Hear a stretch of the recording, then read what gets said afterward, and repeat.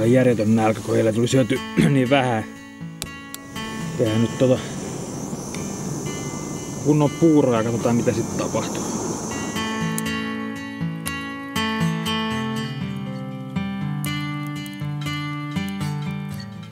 Sanotaan, että keittiö on kodin sydän ja se pätee myös erämaassa. Nuotiossa tai vaikkapa ihan tavallisella kaasukeittimellä tehty ruoka voi muuttaa kurjankin päivän onnistuneeksi eräelämykseksi. Retkikeittimä on pääsääntöisesti 3 eri mallia. On kaasukeitin, sitten on nesteellä toimivat keittimet ja sitten oikealla tulella toimivat keittimet. Tulella mä tarkoitan tässä myös nuotiota. Monet vaeltajat pärjäävät ihan perusretkikeittimellä, oli se sitten kaasu- tai nestekeitin.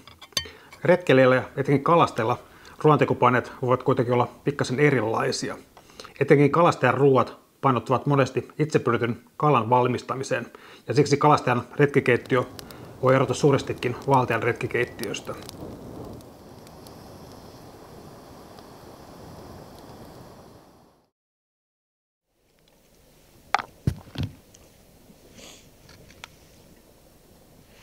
Kaasukeitin on monessa tapauksessa ihanteellinen retkikeitin.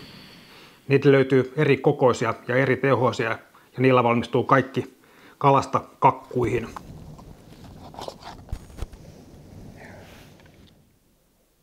Kaasu on myös erittäin tehokas ja esimerkiksi litra vettä kiehuu muutamassa minuutissa. Kaasun kanssa ei myöskään tarvitse miettiä jokamiehen oikeuksia tai palovaroituksia. Se toimii kaikkialla, kunhan vaan muistaa laittaa sen semmoiselle alustalle, mikä ei syty kauhean helposti palamaan.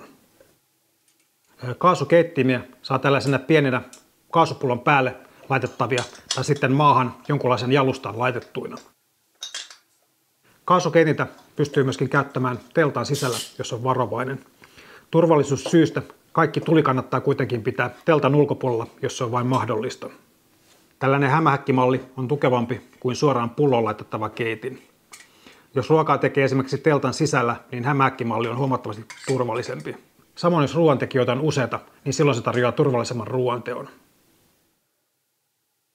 Yksi kaasukeitinten näppärä ominaisuus, jota kannattaa harkita, on pietso. Pietson avulla kaasun saa sytyttyä helposti eikä tarvitse leikkiä tulitikkujen kanssa. Pietsojen ongelma on se, että ne ei ole kauhean toimintavarmoja, eli välillä toimii ja välillä ei.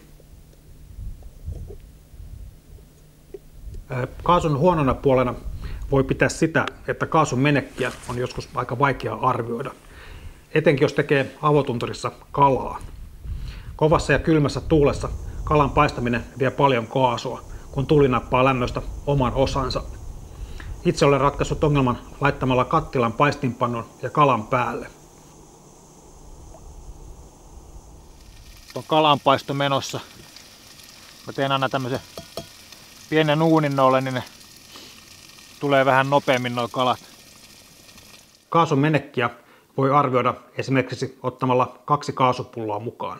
Kun toinen pullo on loppu, tietää tarkalleen, miten paljon kaasua on mennyt ja kuinka paljon sitä on myöskin jäljellä. Yksi tuommoinen noin 450-grammanen kaasun pitäisi riittää yhdelle henkilölle viikoksi, jos ei ihan älyttömästi keittele kahveja tai paistele joka päivä kalaa. Varovainen retkeilijä voi pitää mukanaan tuommoista pientä 100-grammasta kaasupatronaa, jos kaasukäytön arviointi pettää. Kaasupatronen huono puoli on se, että ne vievät tyhjänä rinkasta yhtä paljon tilaa kuin täytenä, mutta onneksi niiden paino kuitenkin tippuu käytön aikana.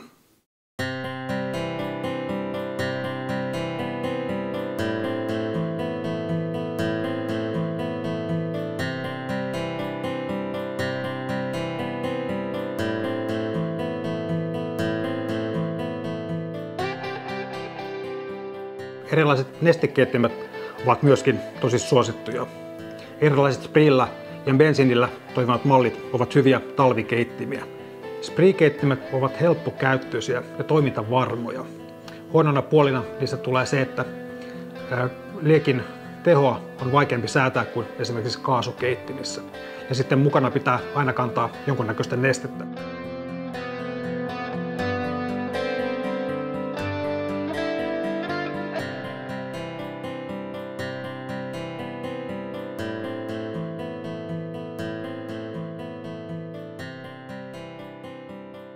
Monipolttoainekeittimet ovat myöskin hyvä valinta erämaakäyttöön.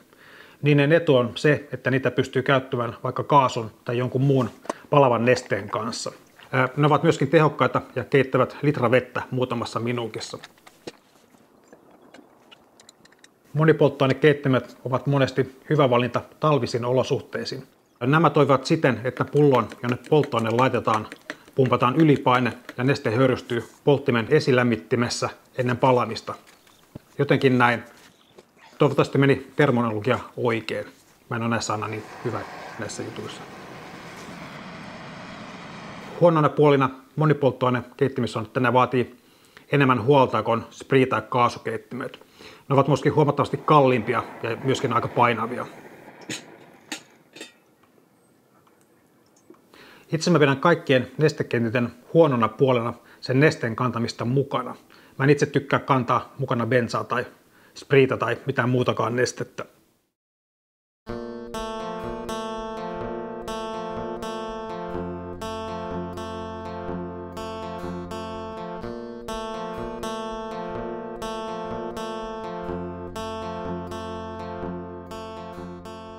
Viimeisenä tähän kategoriaan voisi lisätä vielä kiinteällä polttoaineella toimivat keittimet. Esimerkiksi tällainen. Tämä toimii polttoainetabletilla. Myös tämä on toimiva vaihtoehto retkikeittimeksi. Hyviä puolia on äärettömän kevyt paino. Tämä itse keitin painaa 11 grammaa ja yksi polttoainetabletti vielä 14 grammaa. Hyvä puoli on myös siinä, että kun tämän tabletin polttaa, niin rinkasta katoaa painon lisäksi myös tilavuutta.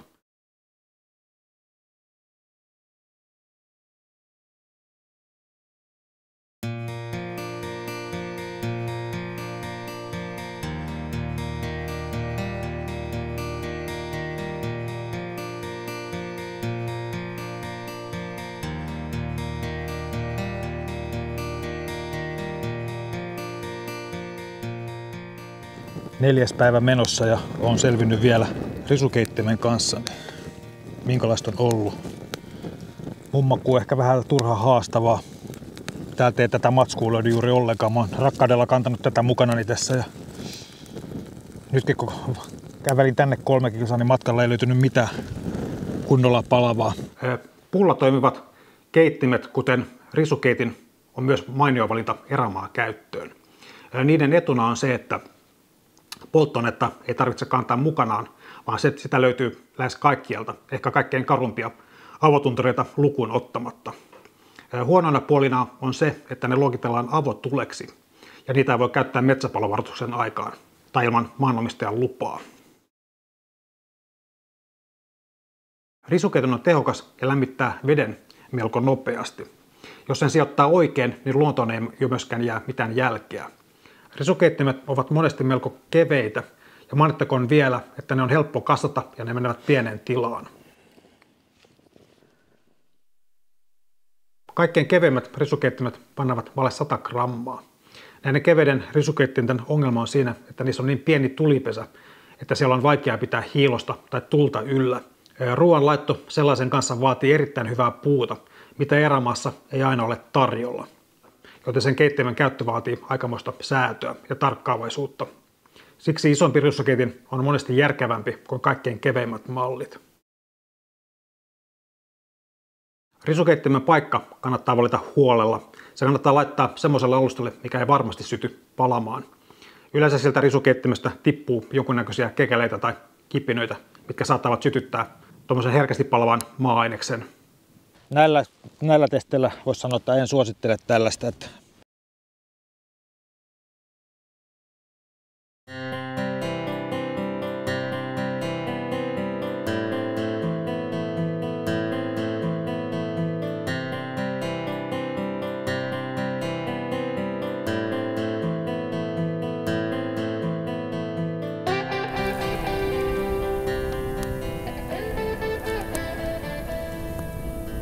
Perinteinen leir-nuotio on myöskin erinomainen ruoantekoväline.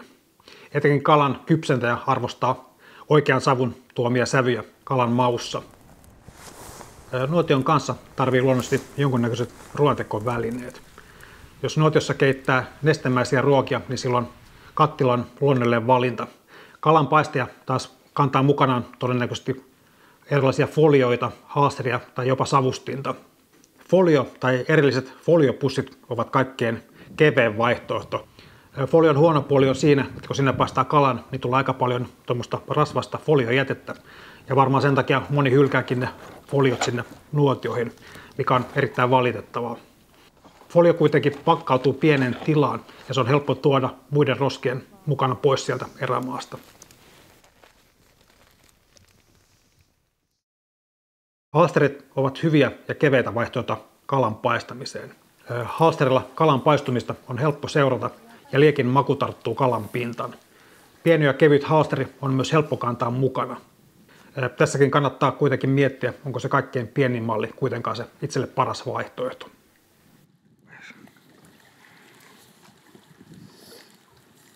Savustettu kala maistuu myös erinomaiselta erämaassa. Savustimet ovat helppokäyttöisiä, mutta usein valitettavan painavia.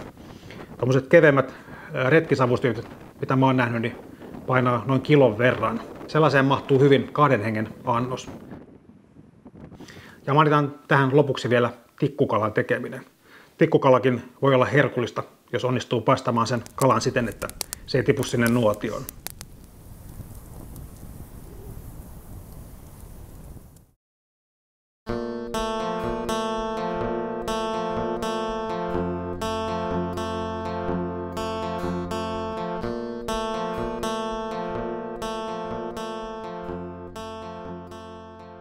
Kaminat ovat myöskin erinomaisia ruoantekovälineitä. Kaminoiden etuja ovat nuotioon verrattuna siinä, että tuli pysyy rajatulla alueella, eikä savu kiusaa ruoantekijää yhtä paljon kuin nuotiossa. Siinä on eräklassikon valmistus alkamassa. Kaminassa liekkiä on helppo säätää, eikä kamina jätä luontoon mitään jälkiä. Jossakin kaminossa saa sen päällyskangen pois ja niitä voi käyttää myös avoimella liekillä paistamiseen. Titanikaminat ovat myös melko keveitä, joten sellaisen mukanottaminen ei ole ihan niin mahdoton tehtävä kuin aluksi luulisi.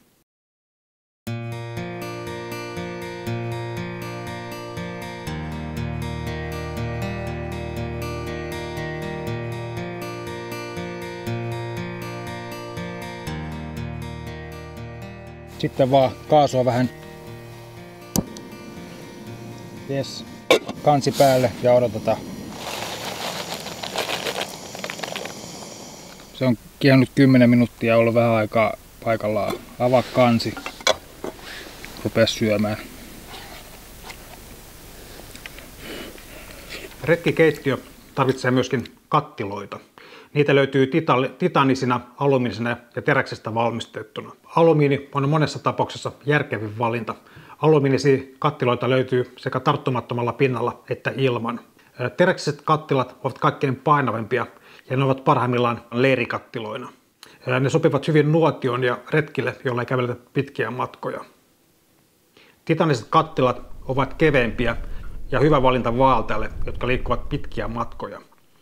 Gramman viilaajalle titanikattila on erinomainen valinta. Titanisten kattiloiden huono puoli on, että niissä ei pysty paistamaan kunnolla mitään.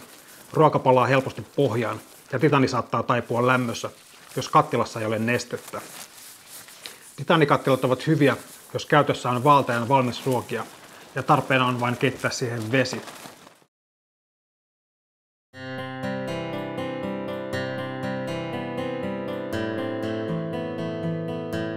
Kattilan materiaalia tärkeimpänä mä pidän itse niiden kokoa ja määrää.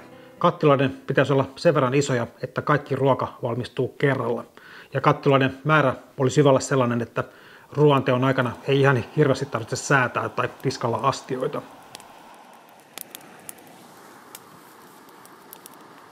Retkeilijä ja kalastaja arvostaa kattiloissaan tulensietokykyä.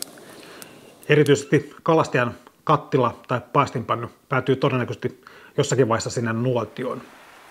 Kalastajan kattilan kannattaa myöskin olla sen verran iso, että sinne mahtuu se unelmien vonkale edes jollain tavalla paloteltuna.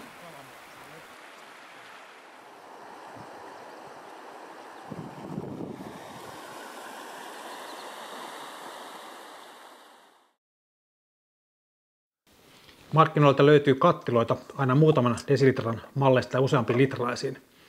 Pienimmät, noin 5-6 esin kattilat, ovat monesti liian pieniä yhdellekin henkilölle. Monesti näin pienessä kattilassa läikkyy jotain yli ruoantekovaiheessa.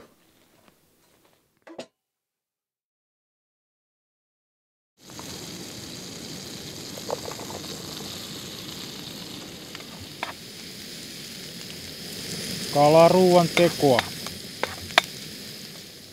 Hyvä ja monipuolinen kattilan koko yhdelle henkilölle on noin 9 desilitran - 1 litran tuntumassa. Sen kokoisessa kattilassa on jo jonkin verran kiehumisvaraa ja sinne mahtuu sen verran ruokaa, että nälkä lähtee yhdellä ruoan valmistuksella, eikä ruoka läiky yli. 9 desilitran titanikattilat painavat kansineen noin 100 gramman tuntumaan, joten ne eivät ole kauhean painavia. 2 ja 3 henkilön porukat tarvitsevat luonnollisesti isommat kattilat.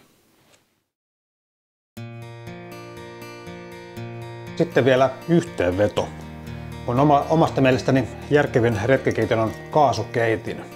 Ne on edullisia, helppokäyttöisiä ja malleja on paljon saatavilla. Ja jos tätä tarkemmin haluaa rajata, niin järkevin malli on mun mielestä tommonen joku tuettu malli. Ja sen kaveriksi voisitte hommata vaikka tämmöisen pienen ultralight-malli. Tämmöisiä saa alle 20, niin ei ole kova hinta. Monipolttoainekeittimiä mä en suosittele sen takia, koska ne on aika painavia ja kalliita. Niin sen takia se ei ole mun mielestä kaikkein järkevin vaihtoehto, paitsi siinä tapauksessa, jos retkeilee talvella. Sitten tulen kanssa on aina kiva leikkiä, mutta tulen kanssa ongelma on noki. Ja sitten kun se noki saattaa joskus kastua sateella, niin se on aika sotkevaa puuhaa. Risukeittimet, nämä on kanssa tosi kivoja ja hauskoja, mutta näissä kysymys on se, että tarviiko tämmöistä oikeasti ollenkaan. Että tommosen pienen nuotion tekeminen luonnossa on loppujen lopuksi aika helppoa. Ja jopa semmoisen nuotion, mikä ei jätä jälkiä luontoon. Kattiloista mun mielestä järkevin vaihtoehto on alumiinikattilat. Ne on suhteellisen kevyitä ja kuitenkin edullisia. Ja sitten jos ottaa jonkun tommosen pinnotetun version, niin sitten ei tarvii tiskaamisen kanssa stressata ihan kauheasti. Titanikattilat on vähän kevyempiä kuin alumiinikattilat, mutta se ero ei ole loppujen lopuksi kauhean iso. Titanikattiloilla ruoanteko on vähän rajatumpaa kuin alumiinikattiloilla, niin sen takia se ei ole omasta mielestäni ykkösvaihtoehto. Titani ei johda niin paljon lämpöä kuin alumiinia, se kannattaa ehkä ottaa huomioon. Tästä titanin lämmönjohtavuudesta on kallisteltu peitsiä enemmänkin. Osa on sitä mieltä, että se titanikattiloiden kevyys menee hukkaan, koska se tarvitsee enemmän energiaa, jotta se ruoka lämpenee siellä ja polttoainetta menee enemmän, mutta mä en jaksa näin pitkällä asioita mennä. Et ei se loppujen lopuksi ketään kiinnosta, minkälaisella ämpärillä kukin siellä ruokansa tekee. Kannattaa valita se, mikä tuntuu itsestä parhaalle, ja sitten näitä voi tietysti yhdistellä näitä erilaisia ruoantekovälineitä. Nopeasti kiehuu vedet ainakin. Mutta semmoista. Pistetään taas kamera kiinni ja lähdetään ruoan jälkeen pari heittoa ja sitten tykittää jonnekin tonne päin.